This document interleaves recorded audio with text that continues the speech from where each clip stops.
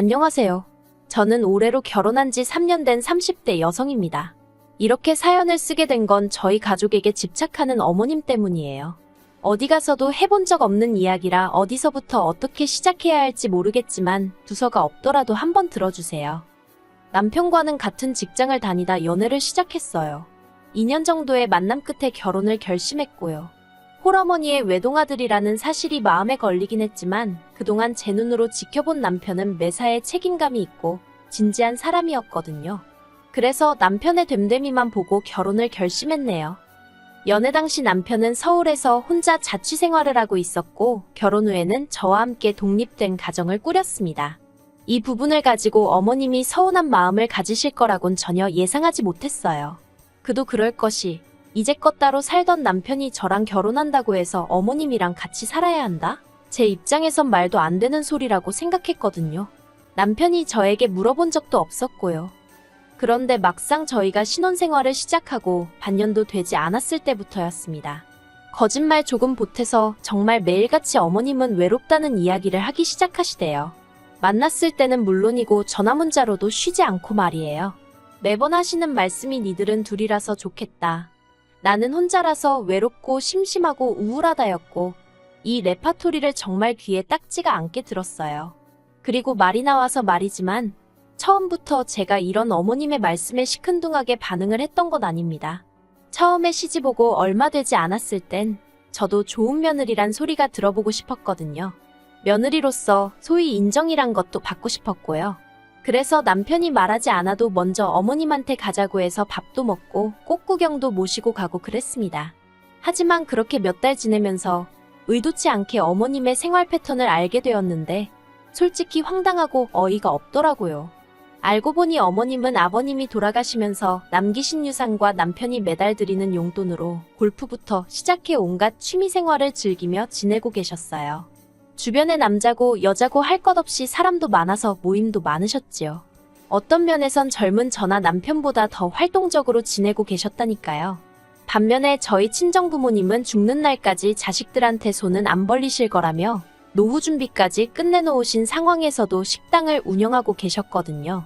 그렇다 보니 솔직히 제 입장에선 주말에도 일하시는 친정부모님에 비하면 어머님의 생활은 천국이 따로 없다 싶었고 그래서 날이 갈수록 어머님의 외로워서 죽겠다는 앓는 소리 싫은 소리가 그저 배부른 아이의 투정처럼 들리더라고요. 하지만 남편은 아들이라 그런지 저와는 생각이 달랐습니다. 남편은 어머님이 그렇게 활동적으로 지내시는 이유가 외로움을 잊기 위해서라며 장인 장모님과는 경우가 다르다 하대요. 그리고는 급기야 제가 임신 소식을 전하고 얼마 되지 않았을 무렵 어머님하고 같이 살면 어떻겠냐고 저를 떠보더라니까요. 합가를 하면 어머님께 드리는 용돈도 안 드려도 되고 어머님이 저희 아이를 봐주실 수도 있으니 오히려 저희가 이득이라는 말도 안 되는 이유를 대면서 말이에요. 당시 저는 출산 후 조리원에 갔다가 친정에서 몸조리를 하는 쪽으로 이야기가 되어 있는 상황이었어요. 남편도 잘 알고 있었고요. 그런데도 남편이 제안이랍시고 그런 소리를 들먹이니 짜증이 얼마나 나던지요. 저는 남편더러 임신한 와이프한테 해줄 게 없어서 스트레스를 주느냐고 화를 냈습니다. 그리고는 어머님과 함께 산다고 하면 나는 더 불편하면 불편하지 편해질 이유가 없다고 아주 대놓고 싫다 했지요. 하지만 제가 그렇게 노골적으로 싫다는 의사를 밝혔음에도 불구하고 모든 일이 제가 병원에 있는 동안 번갯불에 콩 구워 먹듯 이루어졌습니다. 12시간의 진통 끝에 출산을 하고 입원실로 옮겨졌을 때였어요. 친정부모님은 사돈이 오셨으니 커피라도 사오신다며 잠시 자리를 비우신 상황이었는데 어머님이 저더러 집에 반찬은 얼마나 해놓고 나왔냐고 물으시대요. 저 없는 동안 저희 남편, 그러니까 어머님 아들이 밥을 챙겨 먹을 수 있게 해놓고 나왔냐고요. 황당하기 짝이 없었지만 어머님과 왈가왈부할 만큼 힘이 있지도 않았고 그래서 다 큰 어른인데 알아서 챙겨 먹지 않겠냐고 한마디 했습니다. 그러자 하시는 소리가 바깥일 하는 사람인데 어떻게 그렇게 두냐면서 제가 없는 동안 당신이 당신 아들을 챙길 것이니 저더러 걱정하지 말라나요. 그리고는 남편에게 전해 듣기로 이튿날 바로 어머님이 짐을 싸들고 저희 신혼집으로 올라오셨답니다. 남편은 자기도 모르는 일이었다며 펄쩍 뛰었어요. 하지만 저는 정말 스트레스에 머리가 터져버릴 것만 같았지요. 그도 그럴 것이 저는 어머님이 저희 집에 단 하루라도 계시는 걸 원치 않았어요.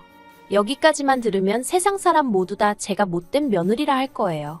하지만 지난번 저희 집들이 때 어머님이 보여주신 모습은 정말 충격적이었거든요. 신혼집은 이제 막 결혼한 부부가 사는 지극히 개인적인 공간이잖아요. 그런데 어머님은 당신 아들 집인데 뭐가 어떻냐면서 정말이지 안방부터 창고까지 거침없이 휘젓고 다니셨습니다. 그리고는 말끝마다 니네 엄마가 이런 식으로 정리를 하냐? 니네 엄마가 그런 식으로 하라고 했냐며 자꾸 저희 친정어머니를 들먹이시는데 정말 듣고 있기 거북하더라고요. 그리고 아니나 다를까 2달의 몸조리를 끝내고 친정에서 돌아온 날 현관에 들어서면서부터 여기가 내 집이 맞나 싶대요. 거실에 널브러진 어머님 물건들부터 시작해서 그뿐만 아니라 부엌은 물론이고 안방 제 서랍장 속옷들까지 전부 다 어머님 방식대로 정리가 되어 있더라고요. 100번 양보해서 거실이고 부엌이고 어머님 손이 매일같이 닿는 곳이다 보니 당신 편한 대로 손에 익은 대로 정리해 놓으실 수 있다고 쳐요. 하지만 방주인인 저도 없는데 왜 제 속옷 서랍까지 손을 대신 건지 도통 이해할 수 없었고 너무 불쾌하더라고요. 그래서 결국 참다 못한 제가 남편에게 크게 화를 냈습니다. 어머님이 이렇게 다 뒤집어 엎으시는 동안 당신은 몰랐냐고 물었지요. 그러자 남편이 한다는 말이 어머님이 원래 정리정돈에 일가견이 있으시다나요. 그리고는 어머님은 하나라도 더 해주고 도와주고 싶어서 마음을 써주신 건데 제가 너무 색안경을 끼고 보는 것 아니냐면서 되려 저를 이상한 사람으로 몰아가더라고요. 상황은 거기서 끝나지 않았습니다. 어머님 말씀대로면 제가 왔으니 더 이상 어머님 아들 그러니까 저희 남편 식사 걱정은 안 하셔도 됐잖아요. 그러니 이제 그만 내려가셔도 될 것 같은데 도통 내려가실 생각을 안 하시는 눈치시대요. 일주일이 지나고 열흘이 지나도록 말이에요. 결국 참다 못한 제가 어머님께 언제쯤 내려가실 생각이냐고 물었습니다. 그러자 어머님이 그렇지 않아도 다음 주에 내려가신다고 하더라고요. 그래서 더는 이것저것 묻지 않았어요. 어쨌든 이제 내려가신다고 하니 가시기 전까지 별탈 없이 이상한 말 나오지 않게 지금까지 해온 것처럼 잘해드리자. 그런 생각만 했지요. 그런데 어머님이 내려가시는 당일 아침부터 애 보느라 저는 정신이 하나도 없었거든요. 그래서 남편이 어머님 모셔다 드리고 온다는데도 그러라 하고 제가 따로 뭔가 챙겨드리고 그런 건 못했어요. 그리고 안방에서 애랑 신랑이 하다가 그만 살짝 잠이 들었지요. 정말이지 한 20분이나 잤나 싶은데 눈을 뜨니까 벌써 어머님이랑 남편은 출발하고 없더라고요. 인사도 제대로 못 드렸는데 그새 가버리셨네 싶어서 아차 싶대요. 그리고는 혹시 뭐 두고 가신 건 없나 하는 마음으로 어머님이 지내시던 작은 방 문을 열었는데 어머님 여행 가방이랑 그런 게 전부 다 그대로 있는 거예요. 설마 싶어서 여행 가방을 열어보니 어머님 옷도 그대로 있고요. 하다못해 화장실에 칫솔까지 그대로였지요. 당황한 제가 남편에게 전화를 했어요. 그런데 남편이 전화를 안 받더라고요. 그리고 몇 시간 후 어머님을 모셔다 드린 남편이 집으로 돌아왔습니다. 제가 어머님이 왜 짐을 다 두고 가신 거냐고 설마 다시 오시는 거냐 물었네요. 그러자 남편이 우물쭈물하더니 기껏 한다는 소리가 어머님이 계셔서 자기가 너무 좋았대요. 모처럼 어머님이 해주시는 밥 먹고 출근하니까 힘도 솟고 일에 능률이 오르는 것 같았다나요. 그러면서 그러지 말고 저더러 한 1년만 더 같이 살아보잡니다. 저도 곧 회사에 복귀해야 하는데 어머님이 계시면 분명히 도움이 될 거라면서요. 어이가 없어서 절대로 그렇게는 못한다고 했어요. 그런데 남편도 완강하게 버티더라고요. 왜 살아보지도 않고 무조건 싫다고 하냐고. 살다가 정 안 되겠으면 그때 내려가시라 하면 되지 않겠냐대요. 솔직히 잘한 행동은 아니지만 몇 번이고 합가에 대해서는 분명히 제 의견을 밝혀왔는데 시쳇말로 남편이 저를 먼저 개무시했다는 생각에 어찌나 분하던지 정말 남편이 꼴도 보고 싶지 않았습니다. 그래서 그때부터 남편을 철저히 무시하기 시작했네요. 하지만 남편도 남편대로 미안하다 말은 몇 번이고 하면서도 절대로 고집을 꺾지 않더라고요. 그리고 그렇게 감정의 골이 깊어질 대로 깊어지던 시기에 정말로 어머님이 올라오셨습니다. 저더러 마치 보란듯이 짐도 더 바리바리 챙겨서 오셨더라고요. 그 짐을 보고는 소위 눈 돌아간다고 그러지요? 제가 딱 그랬어요. 저도 모르게 어머님 앞에서 한숨을 푹 내쉬고는 도대체 무슨 생각으로 올라오신 거냐고 그랬거든요. 그러자 어머님은 제 말버릇에 놀라신 건지 약간 당황한 표정을 하시더니 이내 제가 남편하고 다 이야기가 된 줄 알았답니다. 그리고는 이미 당신이 전세로 살던 집도 다 정리하시고 오신 거라 달리 돌아갈 곳도 없다고요. 한마디로 배째라는 식으로 나오시는데 정말 어이가 없더라니까요. 하지만 그렇다고 어머님을 계속 문 밖에 세워둘 수도 없는 노릇이었기에 어쩔 수 없이 일단은 집 안으로 들어오시게 했네요. 그리고 이제 와서 말이지만 그때 저는 육아로 지칠 대로 지쳐있던 상황이었어요. 허리는 두말할 것 없고 손목에 발목까지 시큰거리지. 온몸이 부어서 내 몸 같지가 않지. 그리고 무엇보다 잠을 못 자니 미치겠더라고요. 정말 2박 3일 아무도 없는 곳에서 잠만 늘어지게 잡았으면 소원이 없을 지경이었달까요. 그런데 그런 제 앞에서 어머님이 친정어머니보다 더 편하게 해주겠답니다. 남편도 남편대로 미안하다고 이번 한 번만 져달라고 고집을 부리고요. 그래서 결국 제가 못 이긴 척 넘어가지고 말았어요. 아니, 정확히 말하자면 제가 에라 모르겠단 심정으로 남편 말대로 좋은 쪽으로 생각해보기로 한 거지요. 하지만 모전자전이라고 해야 할지 약속은 어디 개나 줘버린 모양이었습니다. 남편과 제가 둘이 살 때는 남편이 아침을 알아서 챙겨 먹고 출근했어요. 저는 원래 안 먹거든요. 그런데 어머님이 애랑 신랑이 하다 간신히 잠든 저를 깨워서는 잠깐만 당신 좀 도와달라 하시더니 무썰어라 파다듬어라. 아침부터 당신 아들 먹을 국 끓이신다고 그 야단법석을 떠시대요. 한 4일째 되던 날 참다 못한 제가 어머님더러 아침 차려주시는 것까지는 뭐라고 안 하겠지만 저를 깨우지는 마시라 했습니다. 도움이 필요하시면 아침 먹을 사람더러 도우라고 하시라고요. 그뿐만이 아니었습니다. 육아도 도와주니 살림도 도와주니 하고 올라오셨던 어머님은 낮에는 스크린 간다, 노래교실 간다 별의별 핑계로 집을 비우셨어요. 저로서도 어머님이 안 계신 게 차라리 낫긴 했지만 문제는 집안일이었습니다. 남편 아침 차려준다는 핑계로 설거지는 산더미만큼 만들어 놓으셨고 빨래도 매일같이 한 짐. 거기다 화장실도 얼마나 지저분하게 쓰시는지 정말 어머님이 오시고 제 생활만 더 고달퍼졌지요.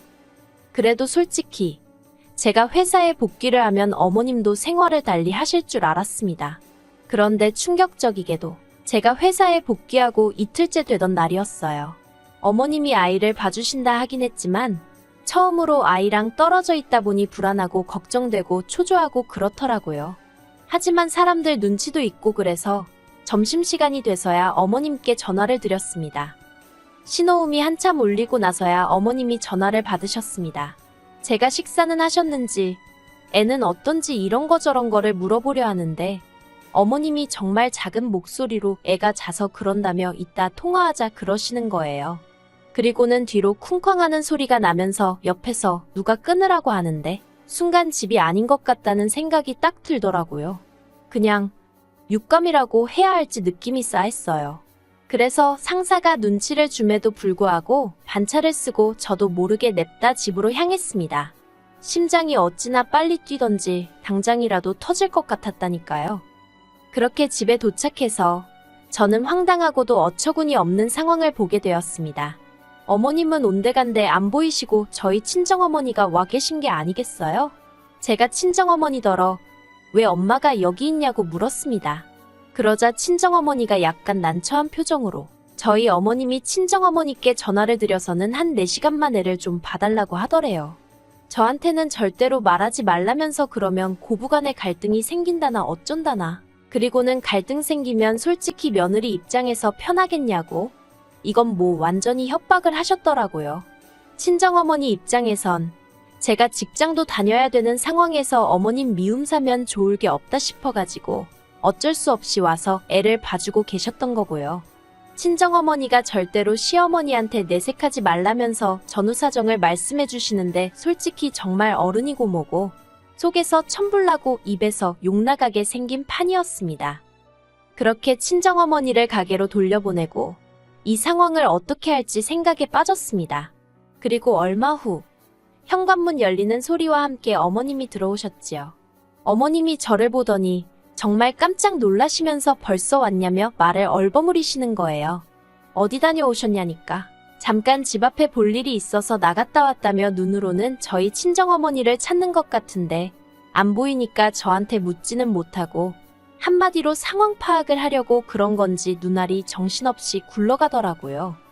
제가 친정어머니는 가게로 돌아가셨다고 말하자 어머님이 허둥지둥하셨고 저는 미리 챙겨둔 어머님의 짐가방을 현관으로 내놓으며 나가시라 했습니다. 구구절절 말하기도 싫었고 애도 있는데 어머님이랑 큰 소리도 내기 싫었거든요. 그래서 그냥 나가시라 했어요. 근처 호텔로 가시던지 고향으로 내려가시던지 그건 저도 모르겠고 일단 이 집에는 더는 못 계신다고요. 그러자 어머님이 저더러 오해가 있다면서 사정을 하시는데 그렇게 현관에서 실랑이가 벌어졌을 때 마침 퇴근한 남편이 모습을 보였습니다. 저는 남편을 붙들고 오늘 있었던 일을 이야기했고요. 그러자 남편이 저더러 그래도 그렇지 어머님을 내쫓을 수가 있냐면서 다음엔 그러시면 안 돼요 어머니 그렇게 딱 한마디 하더라고요.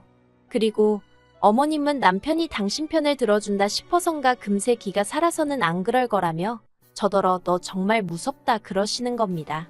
황당하고 어이없고 그래서 제가 제 짐을 챙겼어요.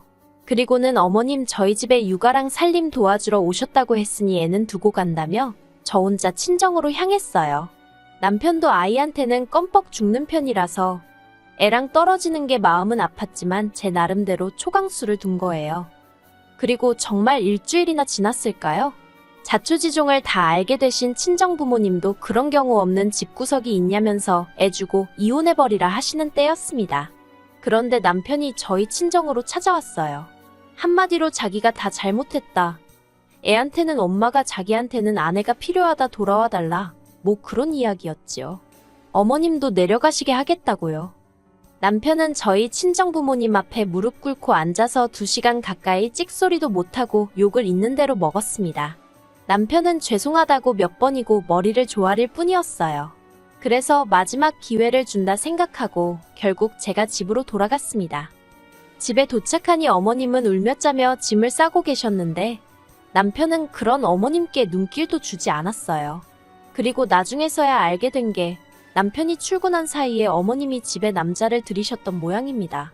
당신이 애를 두고 나갈 수가 없으니 친구를 부르셨다 했지만 남편 입장에선 손녀가 있는데 낯선 아저씨를 들였다는 자체가 납득이 되지 않았던 거지요.